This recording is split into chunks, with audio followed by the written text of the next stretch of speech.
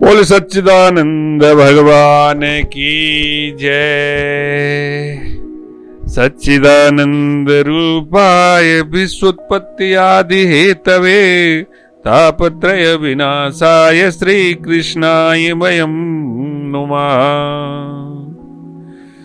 हरे कृष्णा कृष्ण कृष्ण हरे हरे, हरे राम राम राम हरे हरे। ओ श्री राधे वर कृष्ण चंद्र की जय। ओम नमो भगवते वासुदेवाय।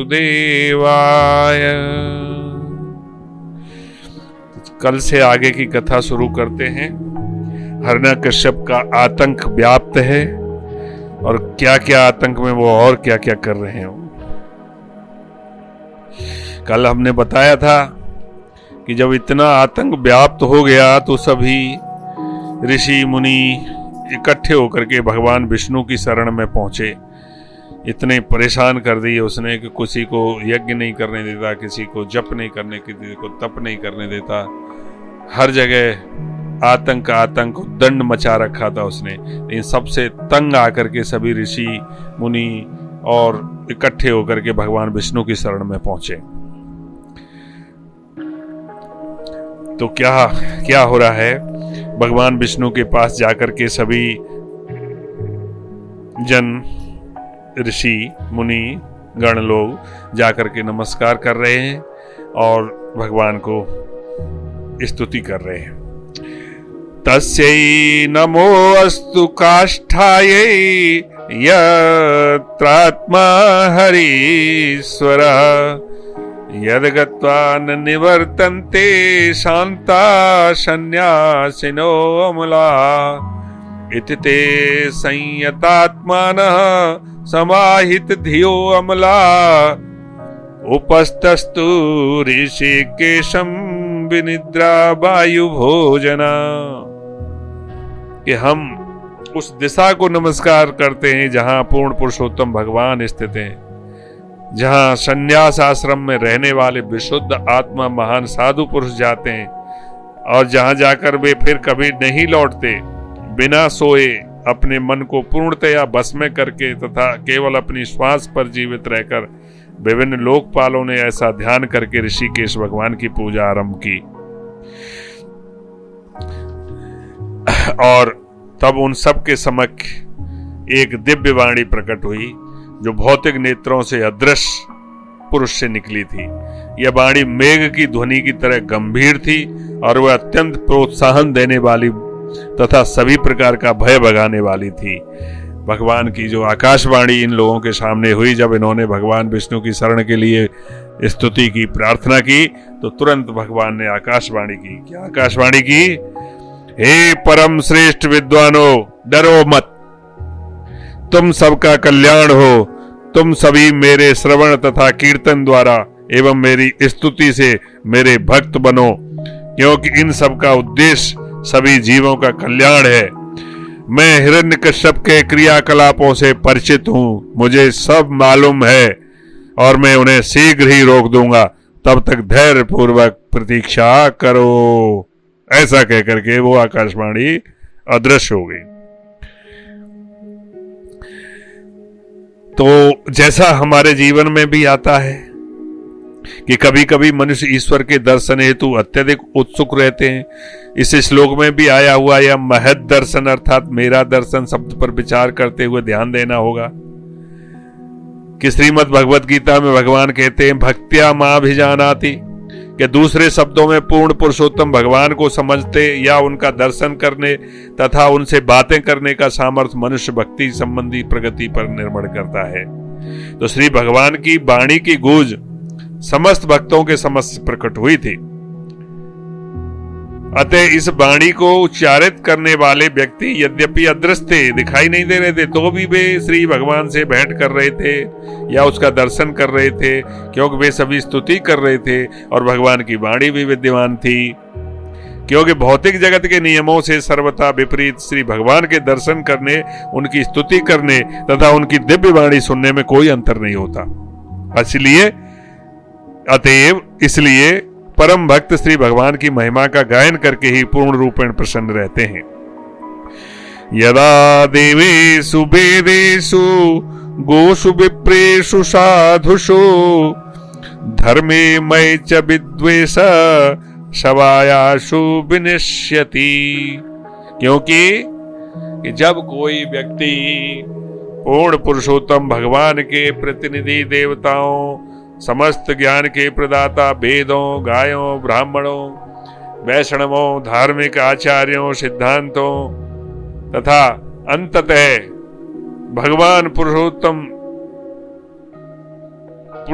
पूर्ण पुरुषोत्तम भगवान से जो ईर्ष्या करता है जो व्यक्ति, तो वह तथा उसकी सभ्यता दोनों अविलंब नष्ट हो जाएंगी। ये तो पक्का दृढ़ निश्चित है कि जो भगवान से ईर्ष्या करता है वो नहीं बचेगा और ना उसकी सभ्यता बचेगी। जैसा हमने इतिहासों में भी देखा है कि जब जब होए धर्म की हानि बाढ़े असुर, जब जब असुर बढ़ जाते हैं, धर्म की हानि होती है, तभी तभी आकर के भगवान प्रकट होते हैं और उनका नाश करते हैं। गीता में भी कहा है, यदा यदा ही धर्मस्य ग्लानिर्भवति भारत अभ्युत्थानम धर्मस्य तदात्मानं सृजाम्यहम् परित्राणाय साधूनां विनाशाय च दुष्कृतां धर्म संस्थापनार्थाय संभवामि युगे युगे। भगवान ने क्लियर कर दिया है कि जहां जहां भी कभी कभी जब भयंकर पाप और परम भक्त वैष्णव के प्रति अपराध, इन सारी चीजें जब होती हैं, तो उसी समय भगवान आकर के उनको बचा लेते हैं और सारे राक्षसों का नाश करते हैं। इसलिए भगवान ने कहा कि आप इंतजार करो, जब हिरण्यकश्यप अपने ही पुत्र महान भक्त प्रहलाद को सताएगा, जो अत्यंत शांत, गंभीर तथा शत्रु रहित होगा, तो मैं ब्रह्मा के समस्त बरों के होते हुए भी उसका तुरंत ही वध कर दूंगा, चिंता ना करो। श्री नारद उवाच, नारद जी बोले कि इत्युक्ता लोक गुरुणाम तम प्रणम्य दिवोकशा न्यवर्तन्त गतोद्वेगा मे निरेचाशुरम हतम। कि जब सभी के श्री गुरु पूर्ण पुरुषोत्तम भगवान ने स्वर्ग में रहने वाले सभी देवताओं को इस प्रकार आश्वस्त कर दिया आकाशवाणी के द्वारा, तो उन सब ने उन्हें सादर प्रणाम किया और विश्वस्त होकर के, आश्वस्त होकर के धैर्य पूर्वक लौट आए कि अब तो हिरण्यकश्यप एक प्रकार से मर चुका है। जब भगवान ने आकाशवाणी में बोल दिया कि आप चिंता मत करो, मुझे सब मालूम है वो क्या कर रहा है, बस इंतजार करो, उसको मैं मार दूंगा। तो आगे की कथा अब कहते हैं कि सभी लोग नीचे लौट आए। इधर हिरण्यकश्यप का क्या हाल है, उधर भी अब आगे बढ़ते हैं। हिरण्यकश्यप के 4 अद्भुत सुयोग्य पुत्र थे, जिनमें से भक्त प्रहलाद नामक पुत्र सर्वश्रेष्ठ था। निसंदेह भक्त प्रहलाद समस्त दिव्य गुणों की खान थे, क्योंकि वे पूर्ण पुरुषोत्तम भगवान के अनन्य भक्त थे। यहां पर हिरण्यकश्यप के पुत्र भगवान प्रहलाद के गुणों का वर्णन हुआ है। बोला गया है कि वो योग्य ब्राह्मण के रूप में पूरी तरह से संस्कृत थे, सुचरित्र थे, परम सत्य को समझने के लिए पूरी तरह से दृढ़ संकल्पित थे। उन्हें अपनी इंद्रियों तथा मन पर पूर्ण संयम था। परमात्मा की भांति वे हर एक जीव को प्रति दयालु थे और प्रत्येक के श्रेष्ठ मित्र थे। और भक्त प्रहलाद सम्मानित व्यक्ति के साथ एक दास की भांति व्यवहार करते थे। गरीबों के तो वे पिता तुल्य थे और समान धर्माओं के प्रति वे दयालु भ्राता की तरह अनुरक्त रहने वाले तथा अपने आध्यात्मिक गुरुओं तथा वरिष्ठ गुरु भाइयों को पूर्ण पुरुषोत्तम भगवान की तरह मानने वाले थे। वे उस बनावटी अभिमान से पूरी तरह से मुक्त थे जो उनकी उत्तम शिक्षा, धन, सौंदर्य व राजसी जन्म के कारण संभव था। होता यही है कि जितना जितना फैसिलिटीज में लोग पलते हैं वो उतने ही ज्यादा खराब होते हैं। नॉर्मली यही देखा गया है। और जो गरीब घर में जन्म लेते हैं और वो अपने संघर्ष करके आगे बढ़ते हैं, तो वो ज्यादातर ठीक ही निकलते हैं। तो यहाँ पे ये स्वाभाविक है कि भक्त प्रहलाद इतनी सारी राजसी ठाट बाट होते हुए वो एकदम सामान्य असाधारण भक्त थे। यद्यपि प्रहलाद का जन्म असुर के घर में हुआ था, राक्षस के घर में हुआ था, किंतु वे स्वयं राक्षस नहीं थे, स्वयं असुर नहीं थे, अपितु क्या थे? वो भगवान श्री विष्णु के महान भक्त थे। वो तो गर्भ में ही भगवान विष्णु का जप कर रहे थे। अन्य असुरों की तरह वे कभी भी वैष्णवों से ईर्ष्या नहीं करते थे, भगवान के भक्तों से कभी ईर्ष्या नहीं करते थे।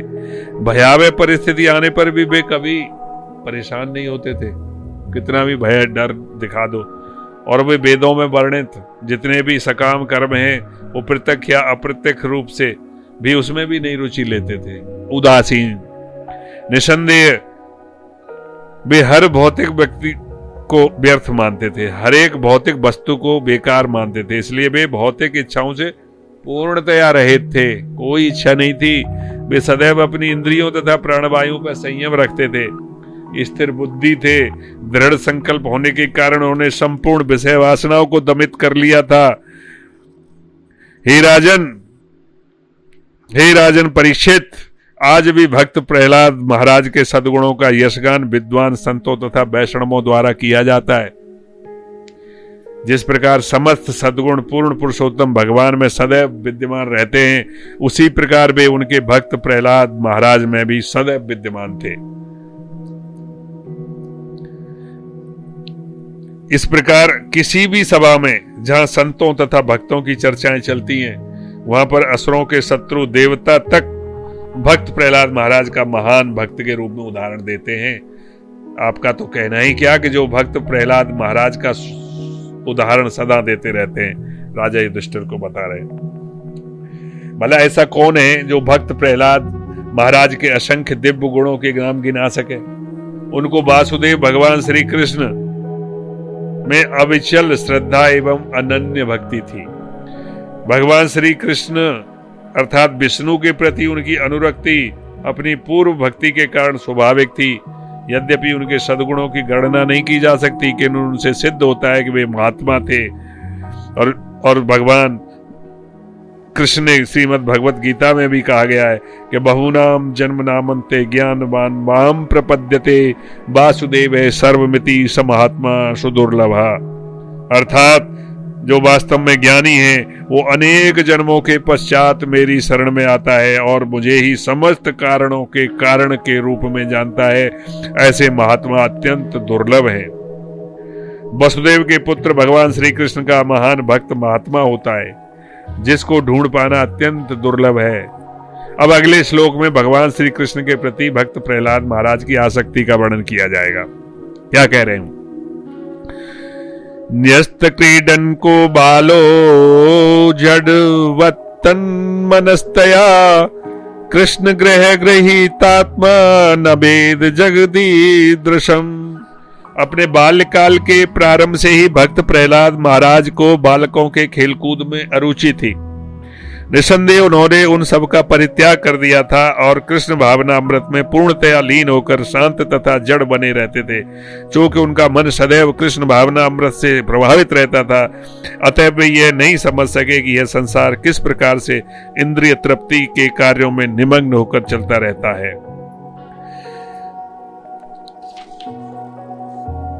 भक्त प्रहलाद महाराज सदैव भगवान विष्णु के विचारों में डूबे रहते थे। इस प्रकार श्री भगवान द्वारा आलिंगित होने से उन्हें यह भी पता नहीं चल पाता था कि उनकी शारीरिक आवश्यकताएं यथा बैठना, चलना, खाना, सोना, पीना, बोलना किस प्रकार अपने आप संपन्न हो जाया करती। उन्हें पता ही नहीं चलता था कि ये कैसे चल रही। हर समय भगवान विष्णु के नाम जप में ही तत्पर, हर समय 24 घंटे। एक छोटा सा बालक अपनी माता द्वारा लालन पालन किए जाने पर यह नहीं जान पाता कि किस प्रकार भोजन ग्रहण करने, सोने, लेटने, मलमूत्र जैसे छोड़ने की शरीर की आवश्यकताएं पूरी होती रहती हैं। यह केवल अपनी माता की गोद में पड़े रहने से संतुष्ट रहता है। उसी प्रकार भक्त प्रहलाद महाराज भगवान विष्णु की गोद में पड़े रहने में ही संतुष्ट थे, जिसकी देखरेख भगवान गोविंद के द्वारा की जा रही थी। उनके शरीर के आवश्यक कार्यकलाप अनजाने ही संपन्न हो रहे थे। जिस प्रकार माता पिता अपने बालक की देखरेख करते, उसी प्रकार गोविंद के विचारों में मग्न भक्त प्रहलाद महाराज की रक्षा गोविंद करते थे। यही कृष्ण भावना है। भक्त प्रहलाद महाराज विष्णु की पूर्ण सिद्धि के जीवंत उदाहरण हैं। इनसे बड़ा भक्त कोई दिखाई नहीं देता है। कृष्ण भावना अमृत में आगे बढ़ते रहने से वह कभी रोता था, कभी हंसता था, कभी हर्षित होता था, तो कभी उच्च स्वर में गाता था। कौन? प्रहलाद। बचपन से ही कभी पूर्ण पुरुषोत्तम भगवान का दर्शन करके प्रहलाद महाराज पूर्ण उत्सुकता बस जोर से पुकारने लगते थे। कभी कभी भी प्रसन्नता बस अपनी लज्जा छोड़ बैठते, हर्ष के भावावेश में नाचने लगते। कभी कभी भगवान विष्णु के भावों में विभोर होकर वे श्री भगवान के एक होने का अनुभव करते और उसकी लीलाओं का अनुकरण करते। इसी तरह से प्रहलाद महाराज अपने वय के सारे बच्चों को भी वही चीज सिखाते। वो राक्षस के जो लड़के जो गुरुकुल में पढ़ते थे, उनको राक्षस की हिरण्याकश्यप की उनके गुरुओं को क्लियर कट इंस्ट्रक्शन थी कि भगवान विष्णु का कोई भी भजन नहीं होगा, उनका कोई गुणगान नहीं होगा, सारा पूरी तरह से होगा। परंतु उसके बावजूद भी वो गुरुकुल में अपने उम्र के सारे लड़कों को एक साथ लेकर के ओम नमो भगवते वासुदेवाय, ओम नमो भगवते वासुदेवाय का जप कराता रहता। और जब जब हिरण्याकश्यप को पता चलता कि ऐसा हो रहा है, वो अपने सेवकों के ऊपर अत्यंत रुष्ट होता और बोलता कि ये क्या कर रहा है, मेरा ही पुत्र उसका भक्त बना हुआ है जो मेरा शत्रु है। इस तरह की घटनाएं चल रही थी और भक्त प्रहलाद दिन प्रतिदिन भगवान की भक्ति में होकर के अपने गुरुकुल में शिक्षा प्राप्त कर रहे थे। आगे की कथा हम आगे को कहेंगे। आज यहीं पे वाणी को विराम करते हैं। ये तो लंबा चैप्टर है, लंबा अध्याय है और भक्त के बारे में तो जितना कहा जाए उतना ही कम है।